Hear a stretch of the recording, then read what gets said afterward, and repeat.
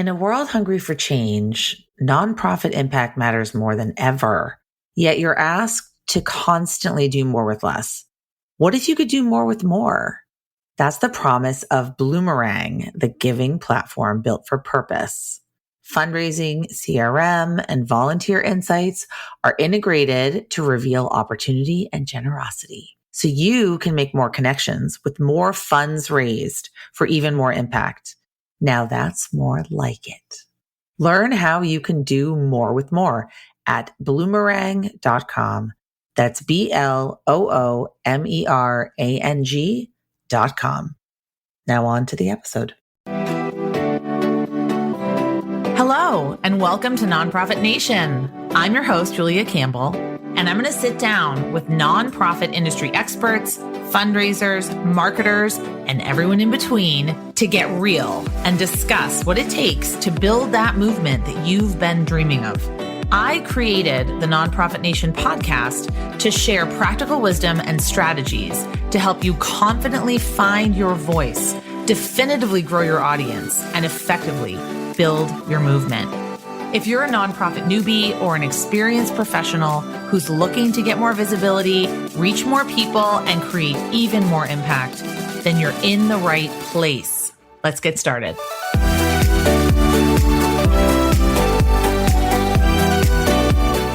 Hi, everyone. This is Nonprofit Nation with your host, Julia Campbell. Today, we're going to answer the question, why do women give and what truly inspires them to give more?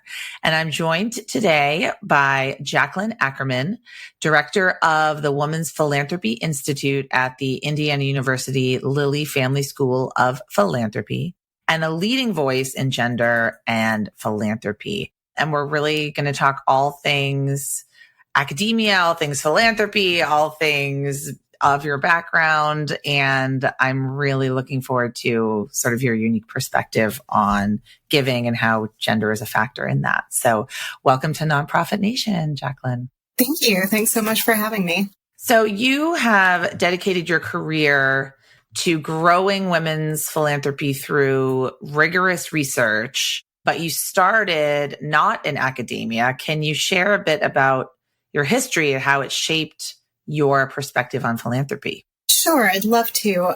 My interaction with nonprofits and philanthropy actually started when I was a baby. So my parents were aid workers in Haiti. And so I lived there from the time I was 3 months old until I came back to Indiana for undergrad.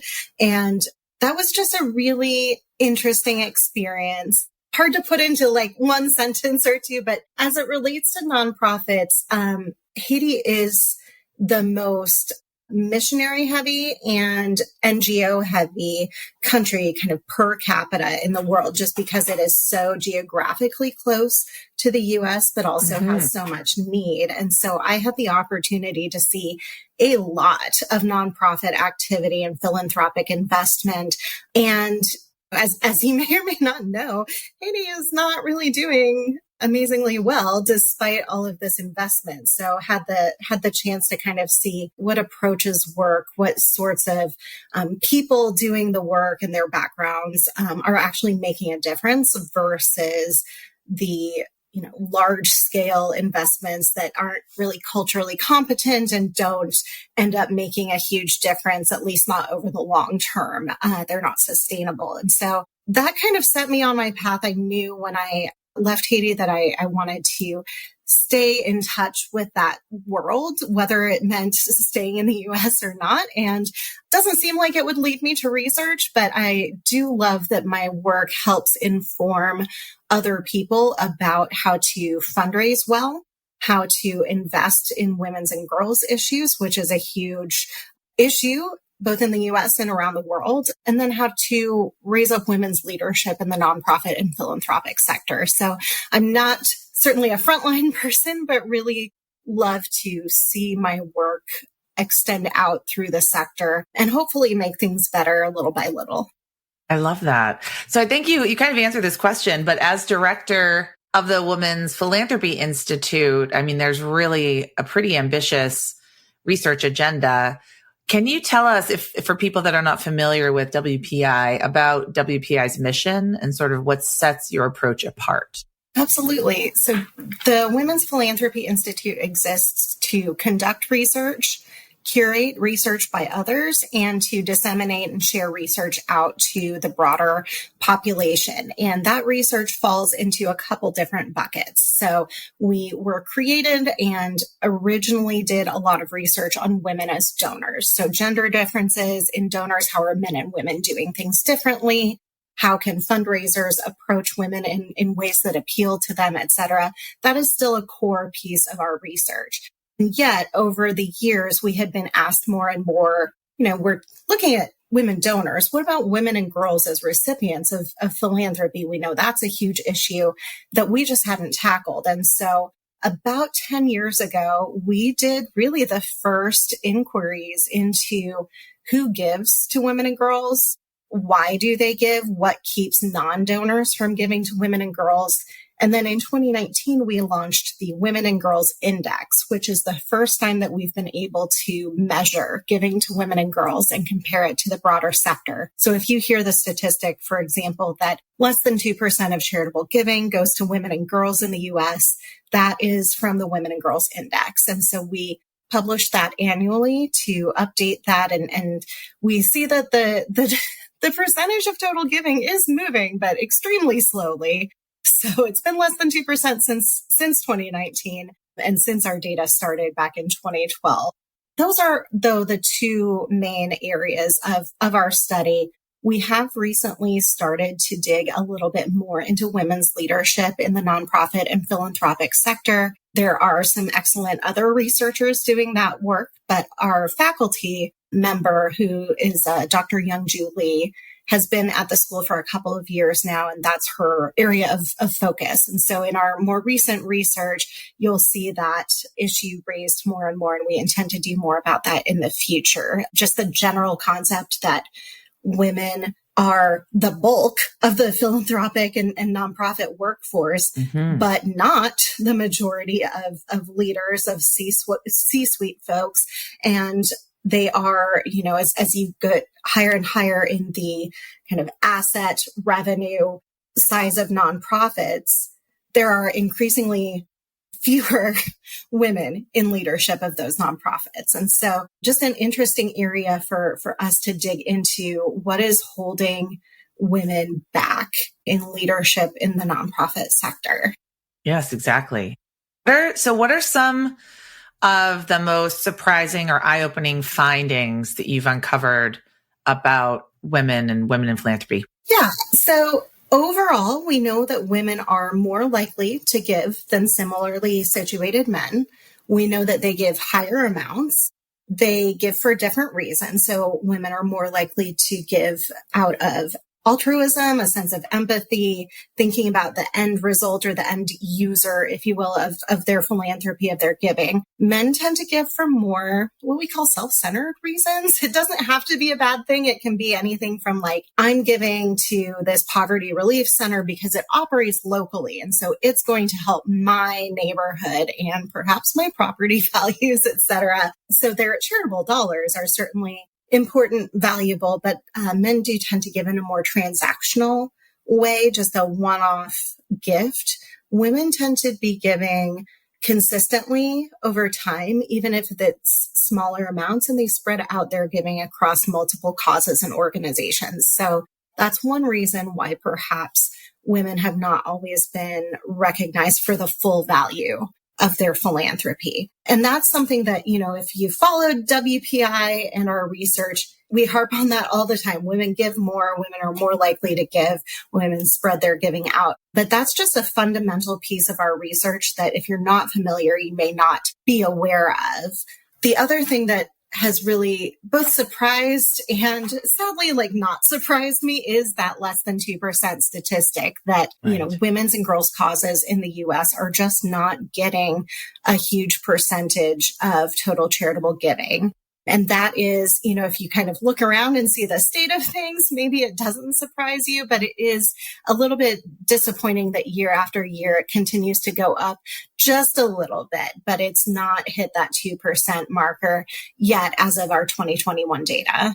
Wow. I know that really is surprising. That's pretty eye-opening for me. But it's not really surprising. It's not like surprising. It's more upsetting, I think. How can we translate this research into action? Because you said that one of your goals is to get the research into the hands of fundraisers and donors who can act on it. So what are like a few tangible ways that the people listening, nonprofit fundraisers can use WPI research, I guess, to build deeper relationships with women donors?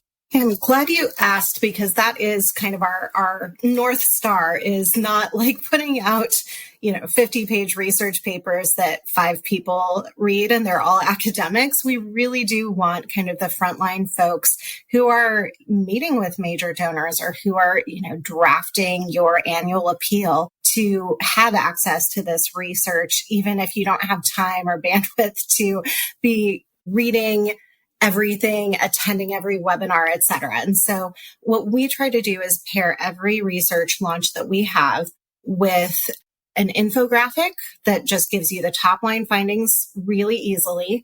And in the case of larger reports, we usually do a quick summary or a how-to guide.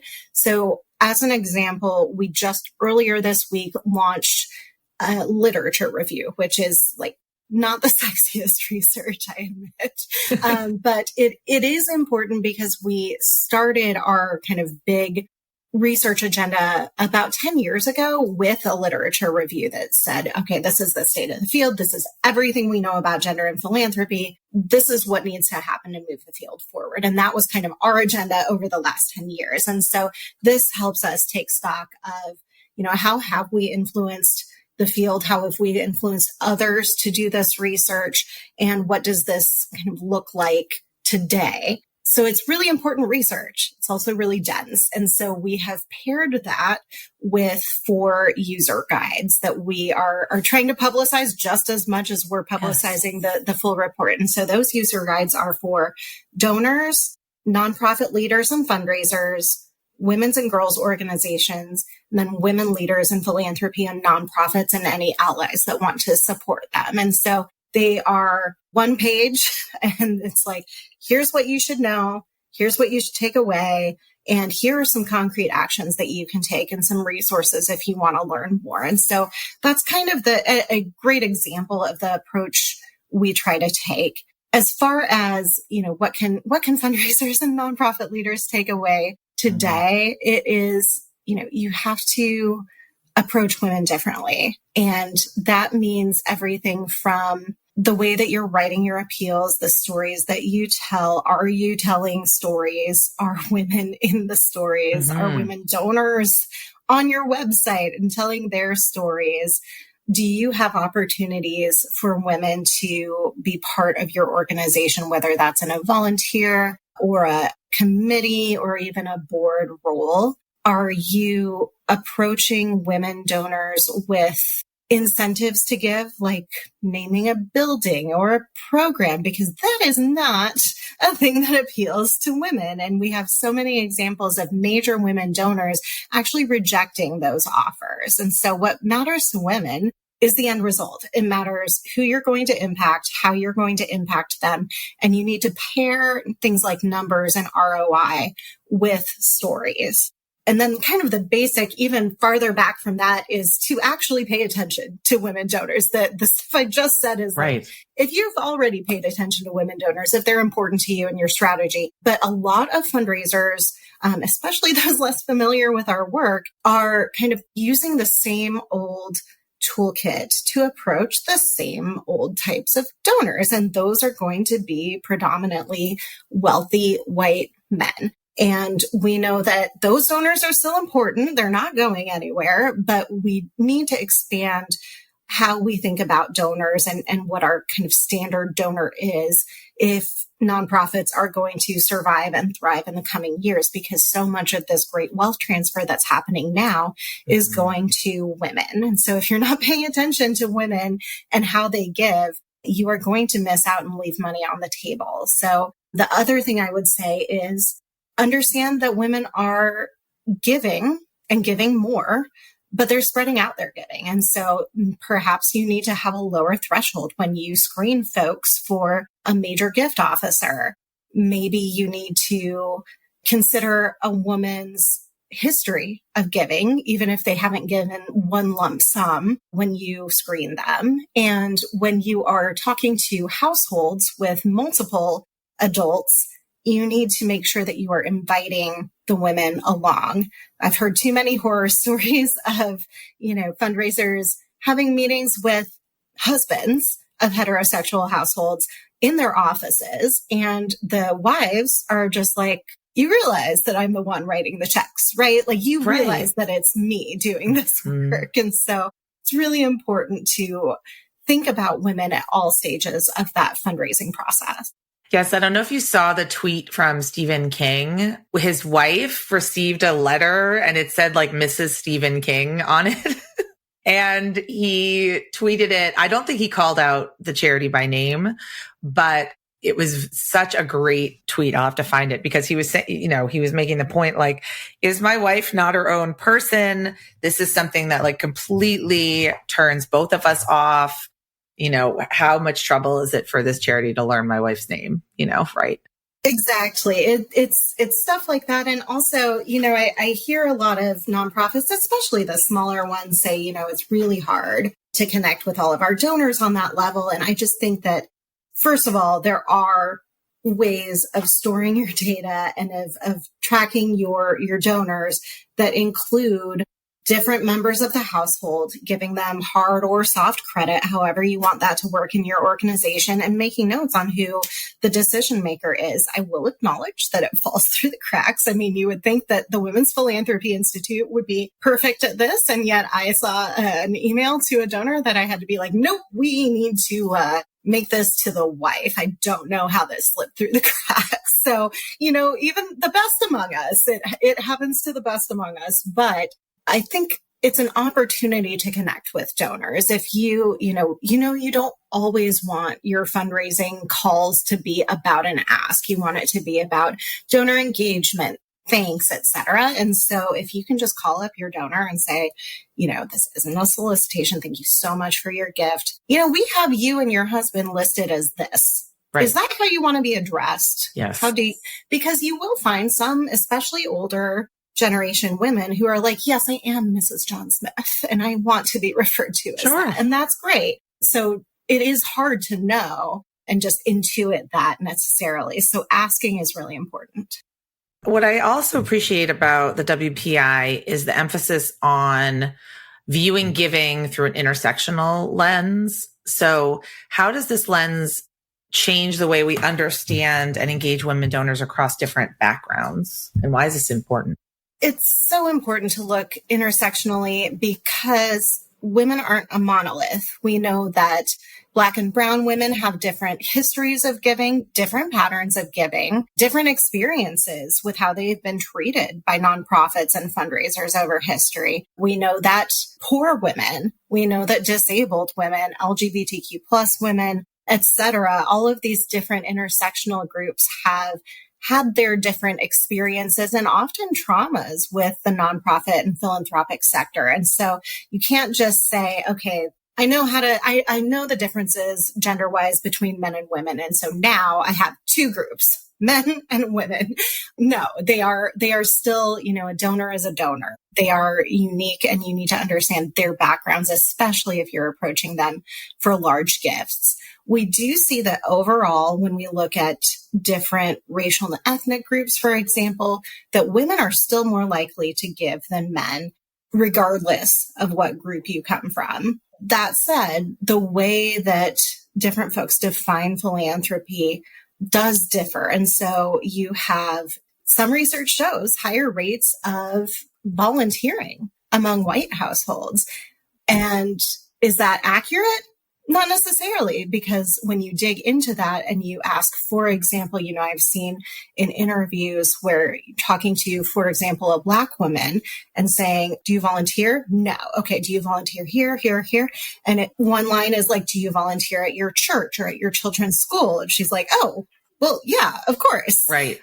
And so there are some things that are just kind of built into people's understandings of like, this is how you live. This is not like philanthropy. And so it is important to realize that even when you're reading research that says there are these differences, you really need to dig in and understand how people's experiences and histories have informed that. And so we know that Black and Brown communities of color broadly, are very active in informal philanthropy, in interpersonal transfers, in kind of the care community, and place a little bit less importance on formal philanthropy, formal volunteering. And so it shows that when you value certain things in research, you're kind of predicting your own results. So when we as researchers are like, yes, dollars are the most important thing, and formal volunteering through a 501c3 organization is how we're going to measure it, then we kind of predict our own outcomes. Exactly. Exactly. Oh, it's so interesting.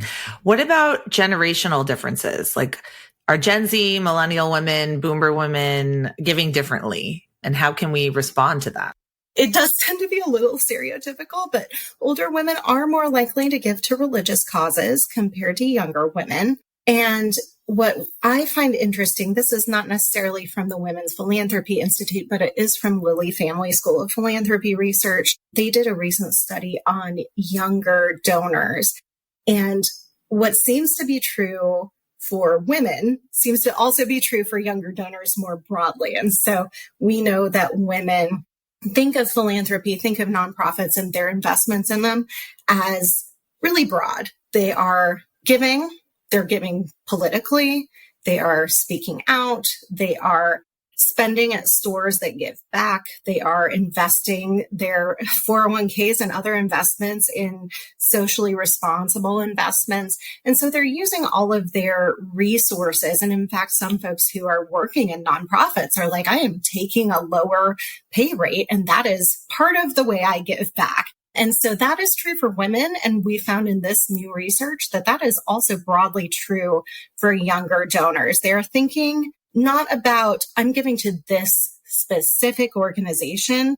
Like, they're not like, oh, I'm giving to, the local dog shelter, animal shelter. They're thinking, I care about animals. Yes. And I'm going to give to those causes. They're not loyal necessarily to your organization. They're loyal to a cause. And so I think that gets stereotyped as they're not giving. But the fact is they are giving. Their loyalty is to a cause. It's not to an organization. And they are giving, but they're giving in a lot of different ways. So many different ways. Those ways are not always recognized. So yeah. And I just think, this like kids these days attitude, like, you're not going to change it. You need to adapt to it and meet younger donors where they are. And so if that involves, you partnering with other organizations in the same field to appeal broadly to the younger generation, that's great. If that involves seeing how you can incorporate younger folks into your volunteers, your perhaps a junior board, et cetera, it's, I think, futile to be like, maybe they'll change and become more like the boomers. I just don't think that's going to happen. So if we want our nonprofits and philanthropic organizations to survive, we really do need to meet younger folks where they are and learn from them. There's so much that we can teach them, sure, but there's a lot that they can teach us too.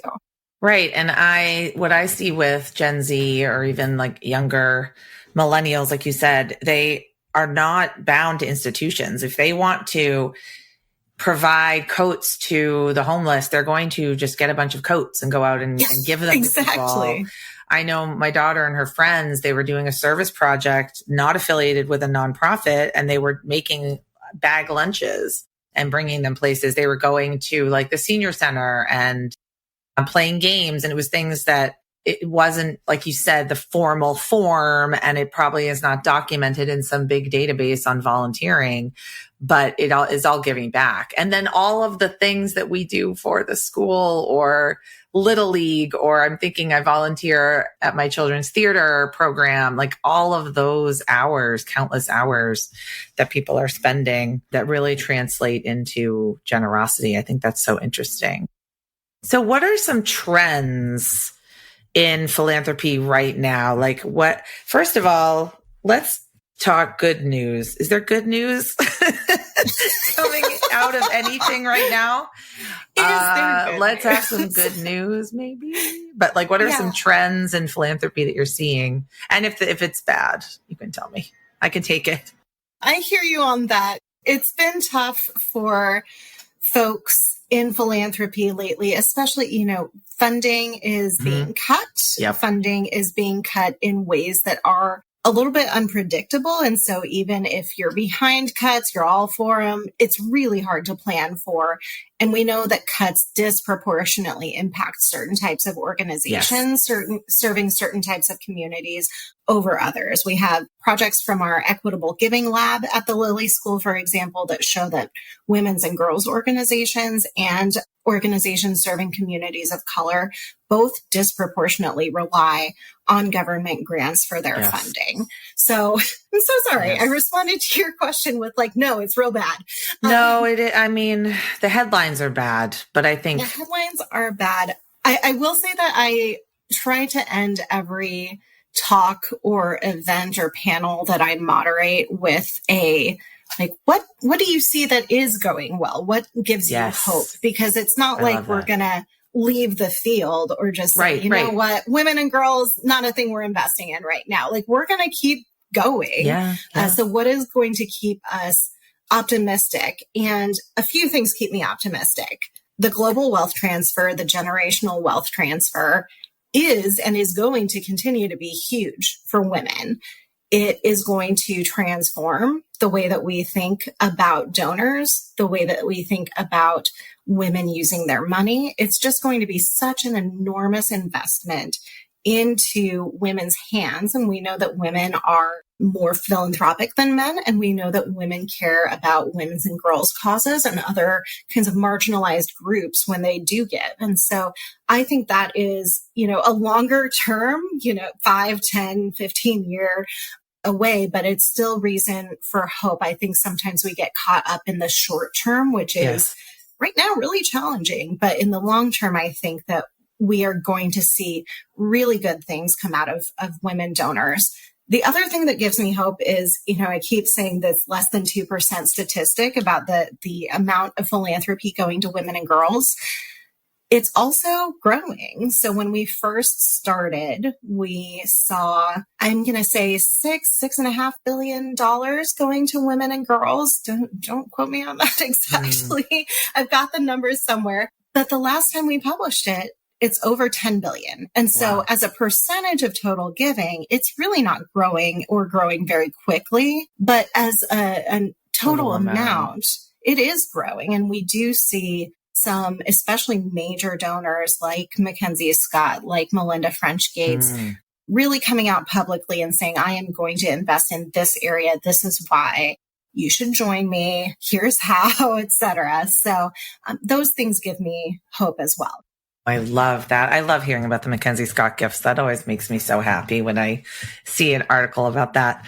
So what's your message to fundraisers who want to be more inclusive and intentional in how they build their donor communities? I think there are opportunities at every step of the fundraising process to be more inclusive, especially of women donors. And so depending on your role, on your place in that process, there are some simple things. You don't have to, take a week off work and totally revamp your way of doing things. There are some small steps that you can take. And so if you are a prospect researcher, as I said, women are less likely to get your attention because they're giving a little bit less over a longer time to a broad variety of organizations. And so if you can figure out how to estimate a woman's broader generosity, that might bring more women into your donor roles. If you are doing all of the emails and all of the correspondence and all of the asks, then you need to be paying attention to how women receive solicitations. So are you incorporating stories? Are you highlighting women donors so that the folks who receive this can see themselves in your donor base? And that's one way to really easily address some of these issues that turn women off.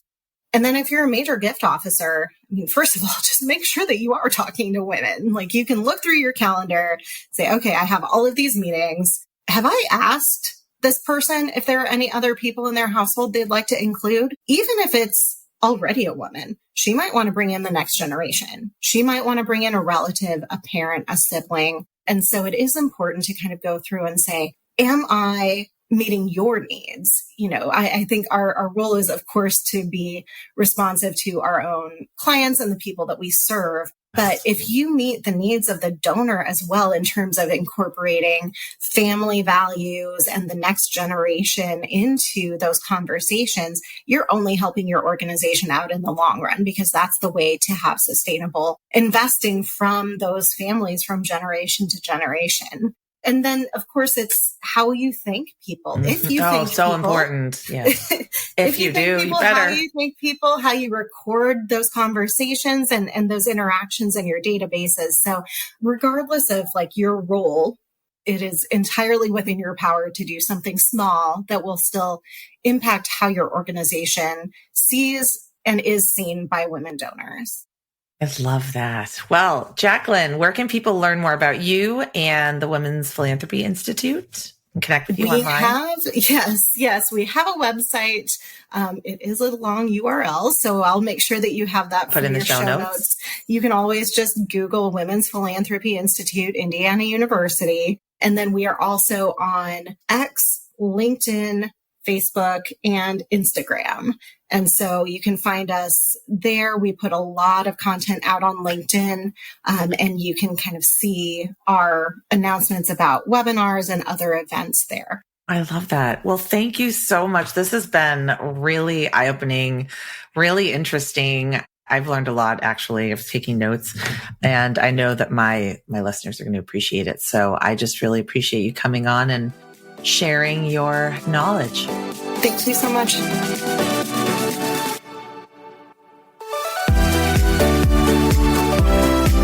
Well, hey there. I wanted to say thank you for tuning into my show and for listening all the way to the end. If you really enjoyed today's conversation, make sure to subscribe to the show in your favorite podcast app, and you'll get new episodes downloaded as soon as they come out. I would love if you left me a rating or a review, because this tells other people that my podcast is worth listening to. And then me and my guests can reach even more earbuds and create even more impact. So that's pretty much it. I'll be back soon with a brand new episode. But until then, you can find me on Instagram at JuliaCampbell77. Keep changing the world, you nonprofit unicorn.